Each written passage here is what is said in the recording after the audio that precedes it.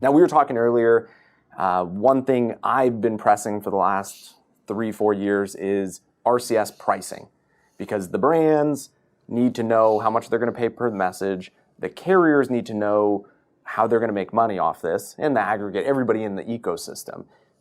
I read on the agenda for the RCS lab that you had a recommendation for pricing for the industry. Is that true? Very true, yes. Okay, and what is it? So, obviously being British, I'm now starting to compare RCS pricing to Brexit. Yep. In the sense that we're all sick to death of it. It just needs to get done. It's the same with RCS pricing. Something needs to happen.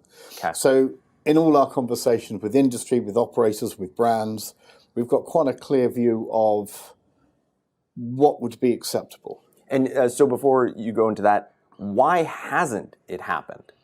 Like, why? Everybody's asking for it. What do you think are the impediments to actually getting a pricing model? And then, because you're essentially having to come up with the pricing model, what's holding everybody back? There's a worry that if you get it wrong, okay, it won't work. It's as simple as that. So if you go in too high, it's going to be a massive deterrent for the brands. Yep. However, you can go down.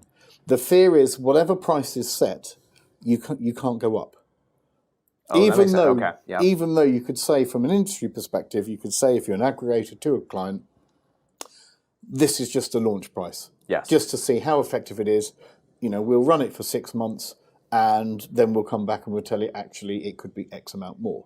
It's hard though to go to a brand and say. That's the problem. Because brands say, well, we've got budget and we don't really know what that means for us and how we can then prepare for that. So nobody wants to stick their neck out right now and be the one that announces the price, because most likely they'll be wrong. It'll have to adjust. But there's no one way. wrong or right, is there? But it's just what's acceptable by brands. So so we've done some research for a client that shows that large brands will pay up to 10x times the cost per engagement compared to small brands. So small brands will only pay one fee. That's it. And in their mind, the cost of RCS, because this has been set by industry speak to them, will be the cost of an SMS. Okay. And that's what they want. And the trouble is, there's been a lot of people go around saying RCS is SMS 2.0. That's fine if they want to say that.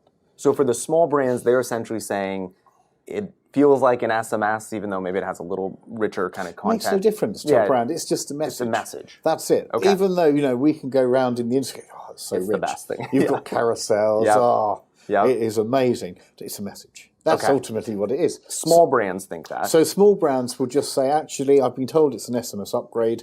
It's SMS. In my mind, therefore, it's SMS. I'm not going to pay anything more than that. Okay. And that's typically what we're seeing from every small SME, effectively. Okay. The large brands will pay a lot more because they can see the value in that.